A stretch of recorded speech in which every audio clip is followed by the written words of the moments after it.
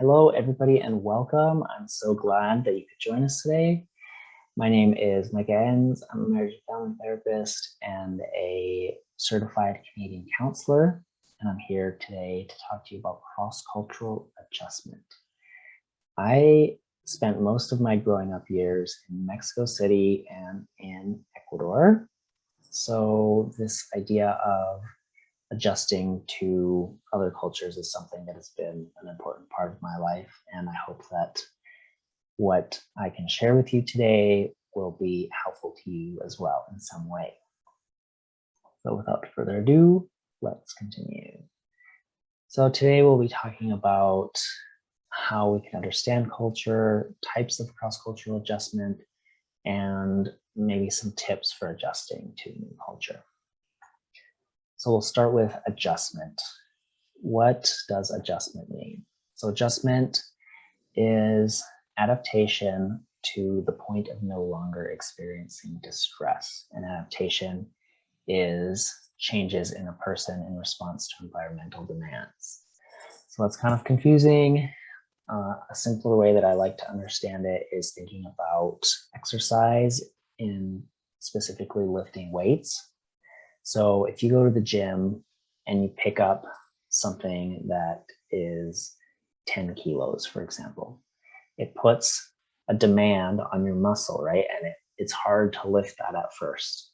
But if you do it enough times over the course of a few weeks, you'll be able to then lift up 11 kilos, 12 kilos, 13 kilos, and so on and so forth. So to the point, your muscle grows and adjusts to the point where what was a demand at first becomes simpler. And when we look at that in terms of adjusting to a new culture, it's very similar. We adapt over time to a point where what was at first very demanding and challenging is something that we grow to be comfortable with. So that's adjustment. I'll use the term acculturation now and again, and essentially that just means that second culture acquisition. So it's that process of becoming more comfortable in that second culture. So I've probably said the word culture 30 times already in the first 2 minutes. So what does culture even mean? Hofstede is a gentleman who did a lot of research in the area of cultures and looking at the different elements that make up a culture. If you want to read more about that, you can look up his stuff. And he describes it as the collective programming of the mind that separates members from one group or another. So it's essentially that natural learning that we do from people around us, etc., that results in what separates us from other groups. And culture isn't limited just like by country. There's also different cultures within countries, of course, and subcultures, but that's kind of the big picture. Another way to understand it is it can be broken down into 3 elements.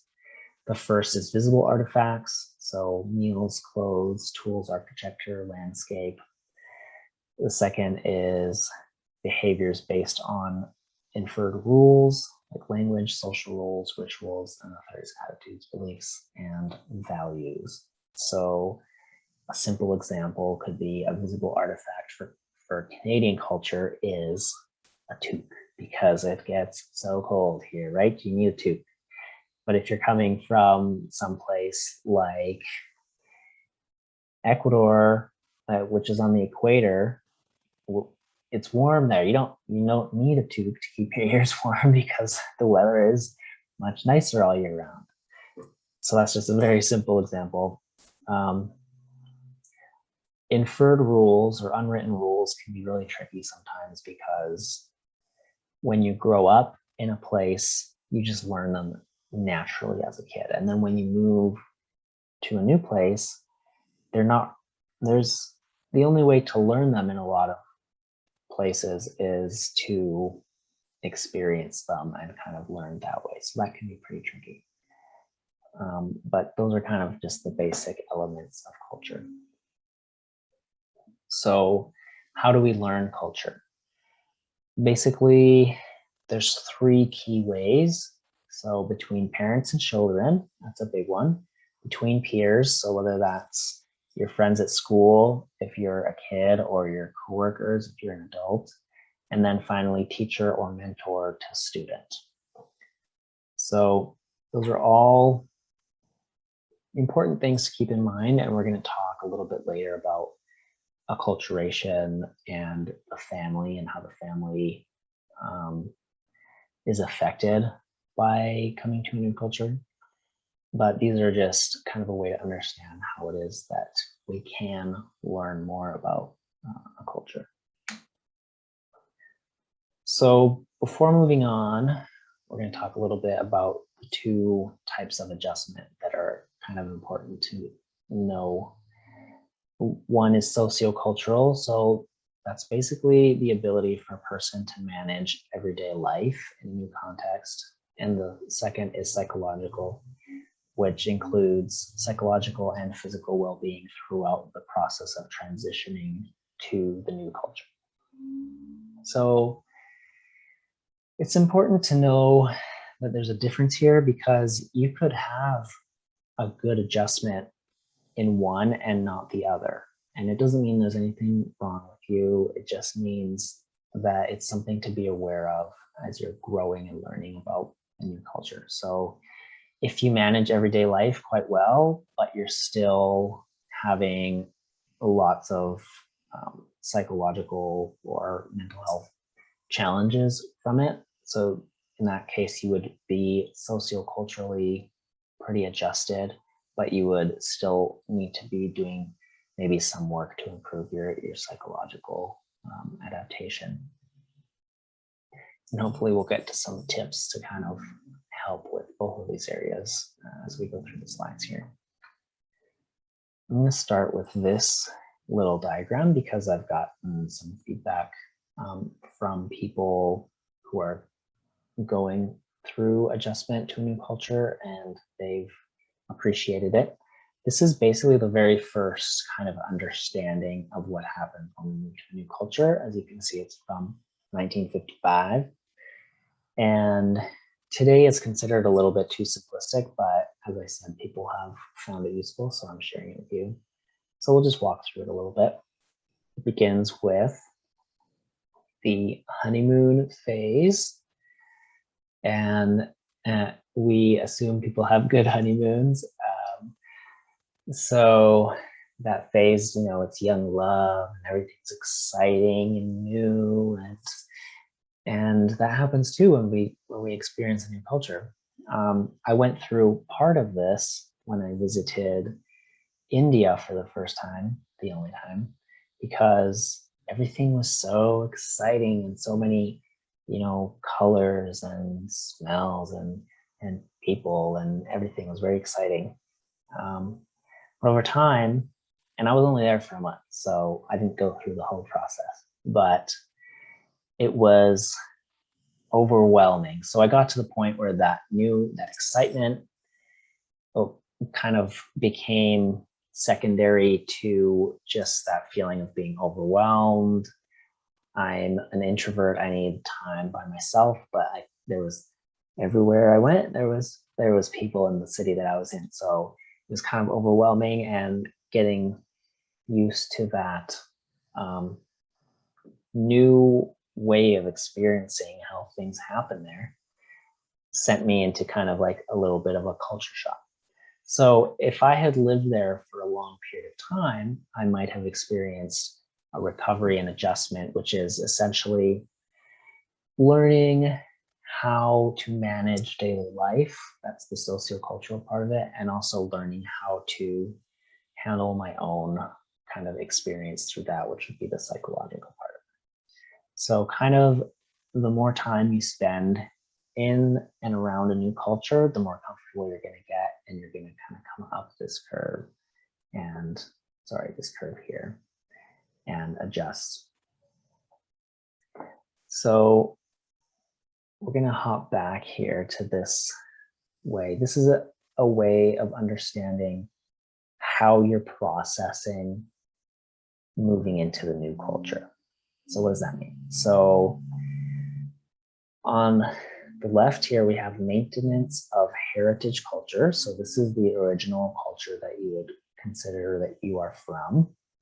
And this just means essentially how much involvement you want in the new culture. So if you're new to Canada, how much involvement you want in Canadian culture on the top here, and how much you want to maintain the culture that you're from.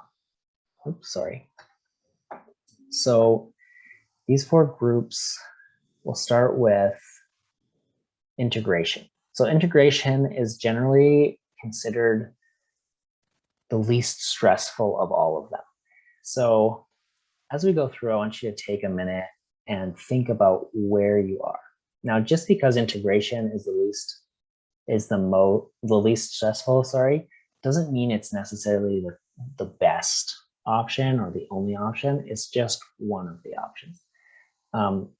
But if you're feeling very stressed and you are in one of these other categories, it might be a good idea to kind of move towards integration. So integration is high on cultural maintenance and high on wanting to be involved in Canadian culture.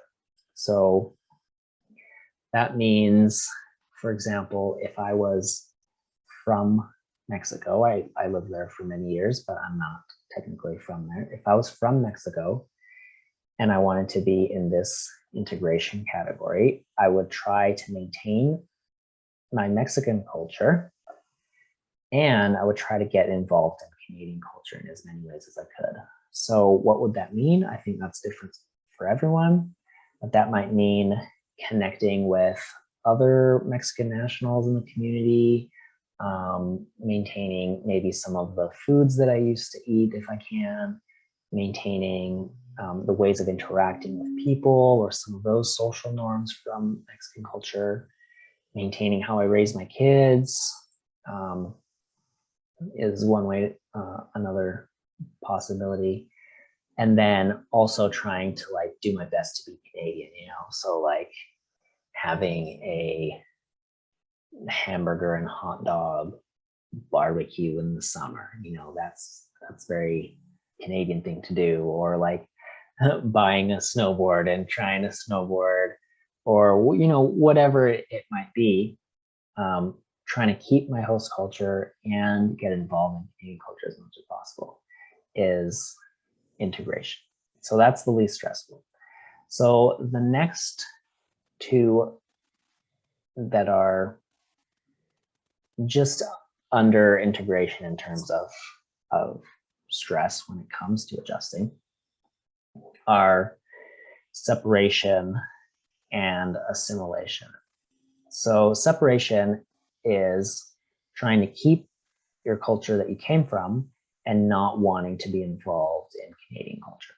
And this can work for some people, but it's hard.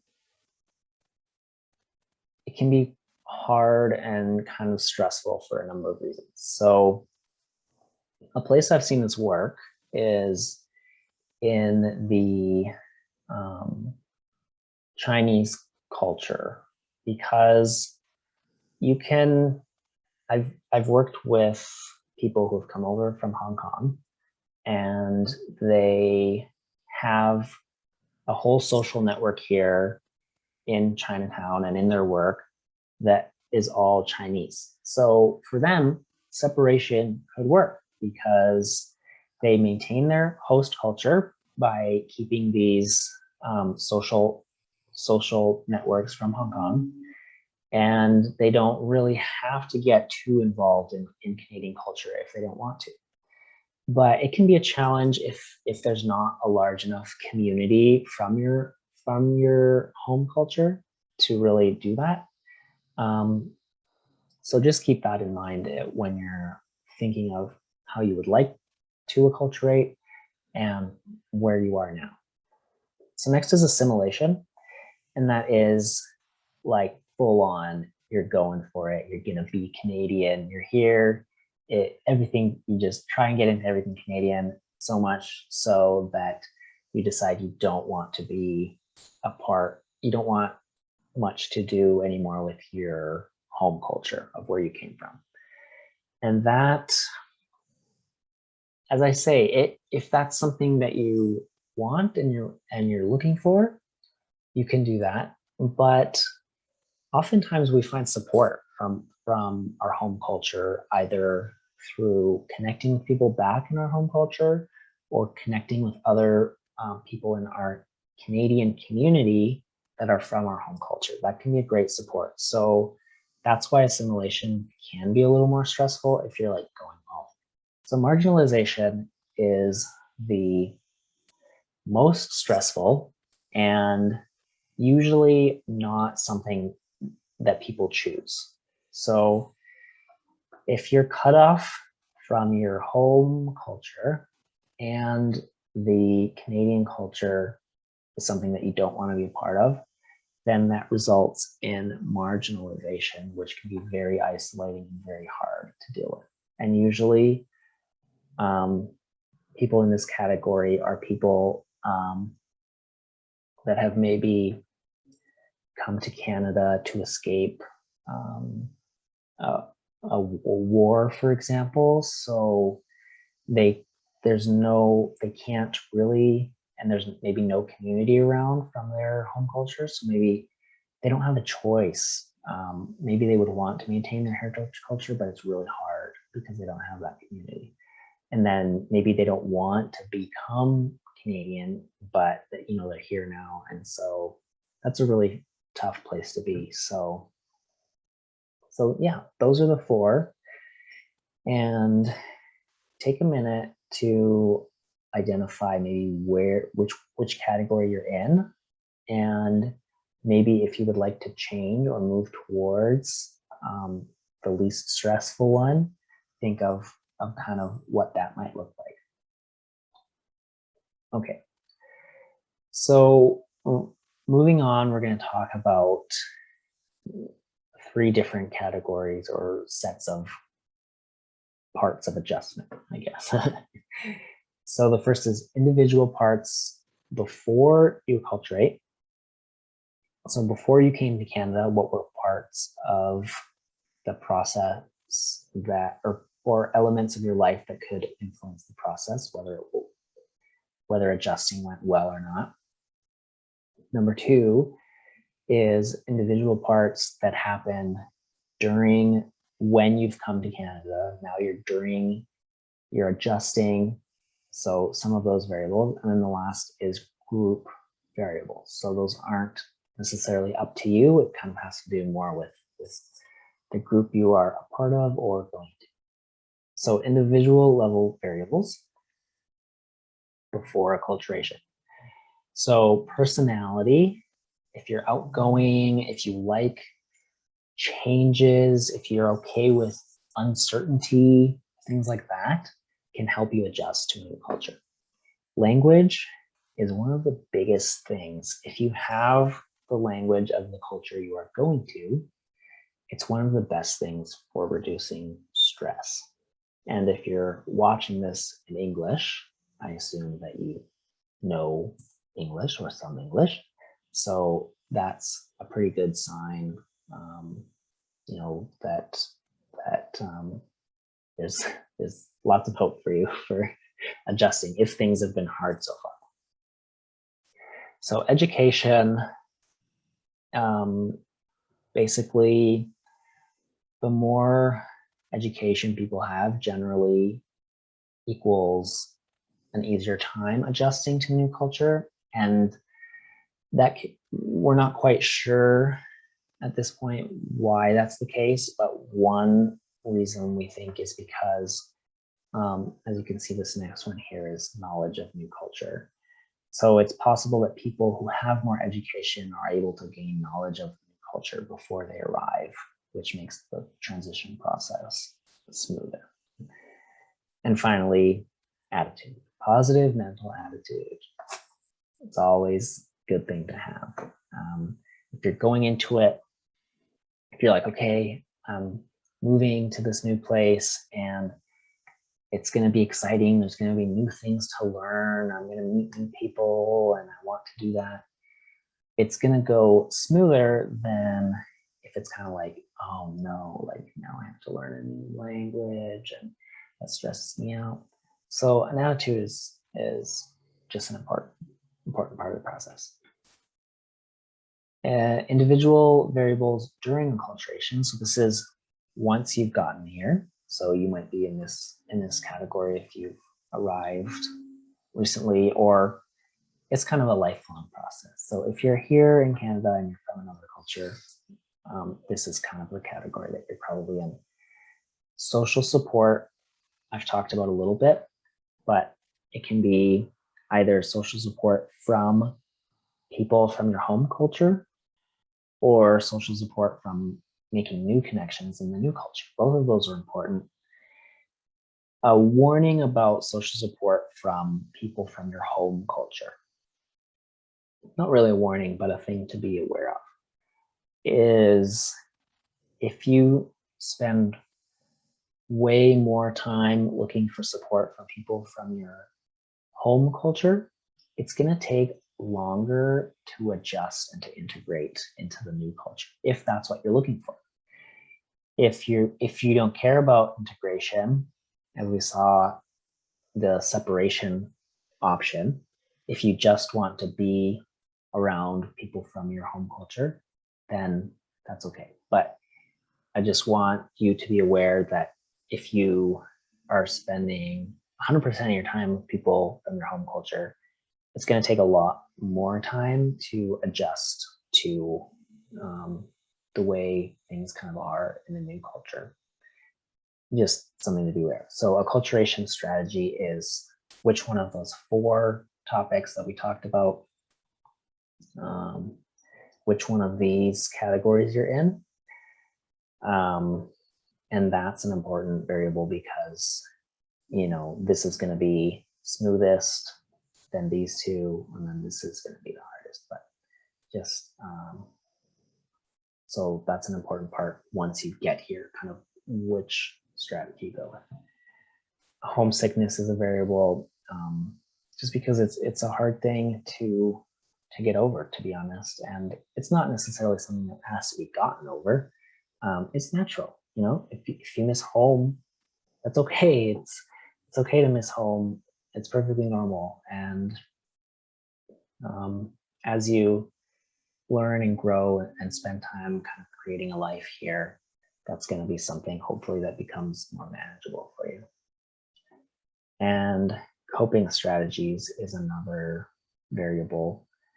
Whatever coping strategies you've had in your life before moving to the new culture are hopefully things that you can tap into once you get here, or to your new culture, I should say.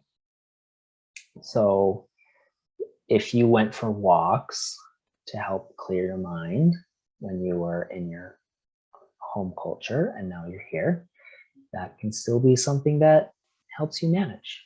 So that's a very simple example. There's lots of different coping strategies, but essentially the things that you do to help you relax or feel good or unwind can all be examples of coping strategies that might help you when things get stressful, kind of transitioning to the new culture.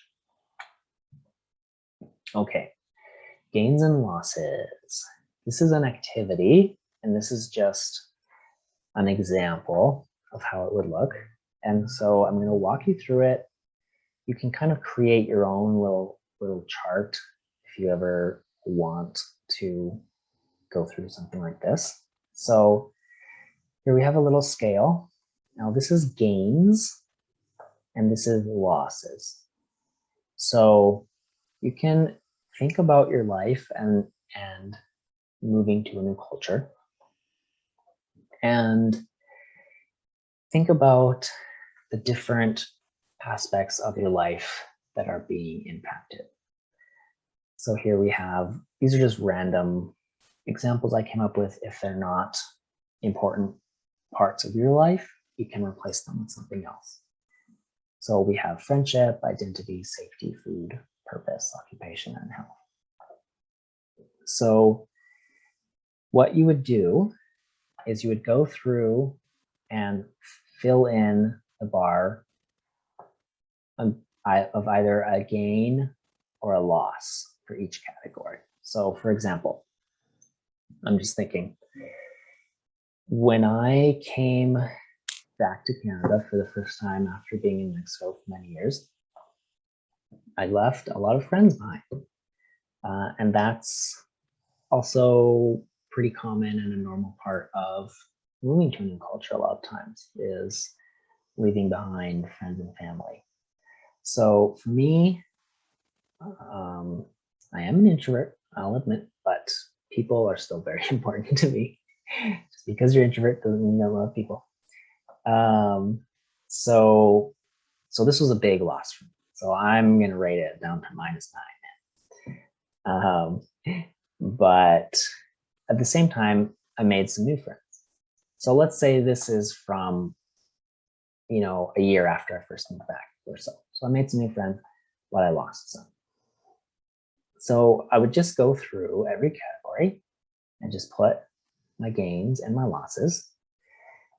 And after doing that, this kind of gives me a visual way of seeing and understanding what it looks like in my life to have moved to a new place. So the way you want to start processing this is start with either the most positive, the most gain, or the lowest, the smallest loss. Just because that lets us ease into it a little bit. We're not getting overwhelmed. So in my case, I guess these are just random, but let's say safety is my highest. So let's say I feel much safer here because, I don't know, I can trust the police. I can live in a neighborhood where there's not very much crime, anything like that. So this is just to help you think through the parts, the things that you've lost, but also the things that you've gained. Obviously, that's why it's called gains and losses. But it's just a way to process what you've gone through. And if you find that you're really struggling to adjust in a lot of ways, this can kind of help work through some of that in a lot of ways. And this is just one exercise. It's not going to solve all your adjustment issues, but it's a good way to start to think about what's going on for you. Finally, group level variables. The nature of the acculturating group means, the group that you're a part of, whether it's integration, separation, whatever that is. We've already talked a lot about that. I don't have to go into that. Cultural distance is essentially the idea that certain cultures are more similar or more distinct than others. So for example,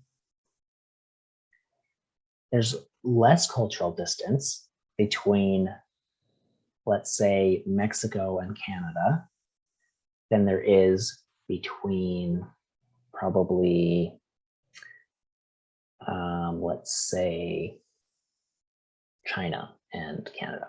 So Mexico and Canada, we have similar alphabets when we're learning language. Some words are even similar, like group in English is grupo in Spanish. So there's some similarities in language as far as learning the language. Things like that. Whereas if you're coming from China, you have a different alphabet. The language is very, very different. So there's more cultural distance there. So naturally, if there's less cultural distance or you're more similar, it's going to be a little bit smoother of a transition generally. But these aren't things that we can control necessarily. These are just things to be aware of. And number 3, nature of society in general. So I like to think that in Canada, we're moving towards being more open and welcoming of new cultures. I know I at least try to be that way. But if we, so that's the nature of the society in general. Is it welcoming to new people, or is it not welcoming to new people? So that can have an effect on the process of adjusting to new culture as well. Cross-cultural transition and the family. So these are just mostly like if you're a parent, these are things to be aware of. So leadership, it's important to be on the same page. If you're parents of kids, you know, it's good to have a plan to work together. You have to decide if you want to raise them with the cultural norms of your home culture, or if you're going to try and raise them more according to Canadian norms. That's something. And if each parent has a different idea, it can lead to some challenges for sure. So family bonding, basically the more bonding you have, the more time you spend together and work on, you know, family dynamics just through being together and things like that, the greater likelihood that your children will be able to reconcile the values from your home culture and the new culture. So the more effort you put into, you know, being a healthy family, essentially, the better your kids are going to be able to adjust to being kind of caught in between two cultures. Conflict resolution is just something to be aware of because different cultures have different ways of resolving conflict. Having spent some time in Latin America, Latin Americans generally are quite indirect. They won't come out and say it like, hey, I have this problem with you. I feel whatever. They'll say something, it's kind of hard to explain, but they'll kind of talk about it in a way that if you're from there, you'll understand. You're like, oh, I offended them. That's my mistake, and now I have to fix it. Whereas for a country like Germany, for example, it's very direct. Like you just say what's on your mind. So if someone from Mexico had moved to Germany and they were trying to be indirect about a problem or a conflict, it would be very difficult for a German person to understand because they're just used to being told directly, you know, what the issue is. So just be aware that wherever you're coming from might have different ideas of resolving conflict than Canadians have. And also be aware that people in the family are going to adjust to the new culture at different rates, especially children. Because as we talked about earlier, you know, there's you learn culture through your peers, you learn culture from your teacher, and you learn culture from your family. So if your child is in a Canadian school, and so they're learning culture from their teacher, they're learning culture from their classmates, and then they're learning, say, their home culture from you at home, they're probably going to learn Canadian culture faster than you will if you're at home and you're mostly interacting with other people from your home culture, like in the community. They're gonna learn about Canadian culture faster, and depending on you know, different factors, it could create a challenge. but it's not necessarily a bad thing. It's just something to be aware of as a parent that, you know, they might be adjusting at a different rate, and that family bonding comes into play again. It's very important. Role expectations, of course, vary from culture to culture. So, you know, what is the husband and the wife's role generally in the culture that you come from versus what Canadians think it is. And then if your kids are learning the Canadian way, you know, how do you kind of adjust the way that they learn and things like that. So yeah, those are just things to be aware of as far as family goes and adjustment. So this is the last slide, I think. Yes, we're very close to being done. If you stuck it out this far, thank you. Ways to increase sense of adjustment. So these are just basically taken from the things that we've talked about here today. So practice the language of your new culture. That's a really big thing for reducing stress and just being able to adjust. But again, it's not a rule or anything. It's just generally it's true. But I know people that have come and choose not to learn English and they get by, and they're just happy like that. So it all depends on you and your personality. So look for opportunities to interact with the new culture or people you know from your home culture, depending on your needs. So we've talked about that. If you want to integrate, look for ways to interact with people from the new culture. If you're needing some support, you can always go to people in your community from your home culture if you know of them. And I encourage you to, if you don't have a community that's like that from your home culture, I encourage you to maybe look around, because we have a lot of different international communities in Alberta, and hopefully you can find someone from your home culture. Find a cultural informant. So a cultural informant is, the term comes from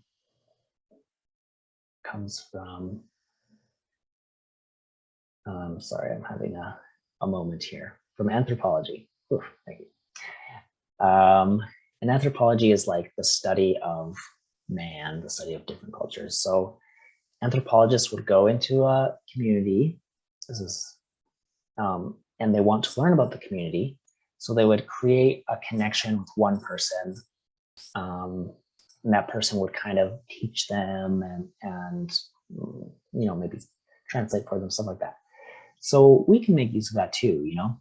If you're new here and you're like, what is, Canadians are weird, you know, because we can be sometimes. Like, what's going on? You know, if you make a friend that's Canadian, that you're comfortable with, you can ask them. You can be like, why do Canadians take their shoes off inside? You know, not everyone does that. Of course, when winter comes, you'll understand why. But just for example, or sometimes someone that's come from your home culture that's been in Canada for longer than you have can be a good cultural informant, because they've already learned a lot of these things and they can explain them to you. So that's kind of the idea of a cultural informant.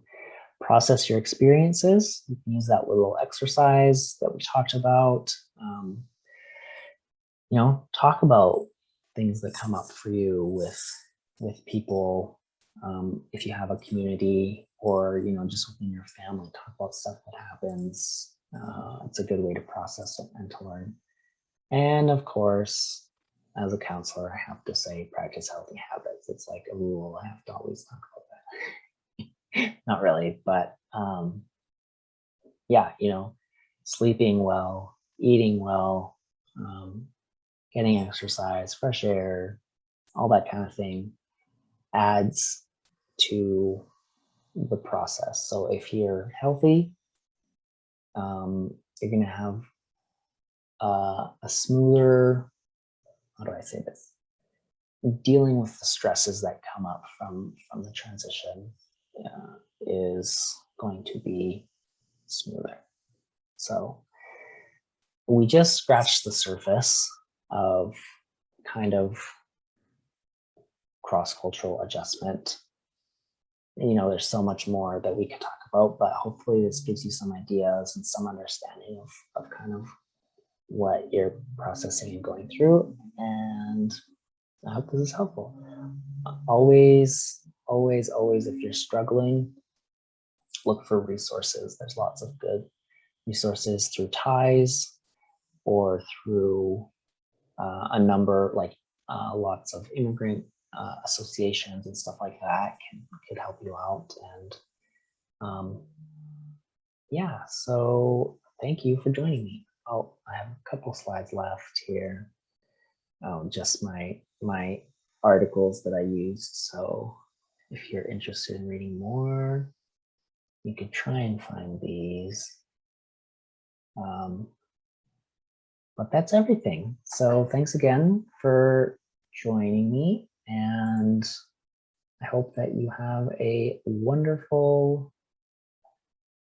day and year. Let's make it a year. Okay, bye-bye.